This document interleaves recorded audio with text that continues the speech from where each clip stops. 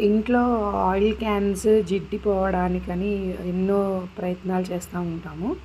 మేము లేటెస్ట్‌గా ఒక డిష్ వాష్ బార్ వాడి విసుగొచ్చేసి డిష్ వాష్ లిక్విడ్ తీసుకున్నాము. హోమ్‌మేడ్ లిక్విడ్ అండి ఇది.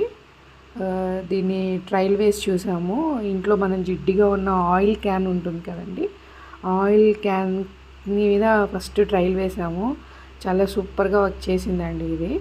వర్క్ చేయడమే కాదు, హ్యాండ్స్ కూడా చాలా బాగున్నాయి. స్మూత్‌గా రఫ్నెస్ లేకుండా చాలా బాగుంది. కొంచెం లిక్విడే యూస్ చేసాము.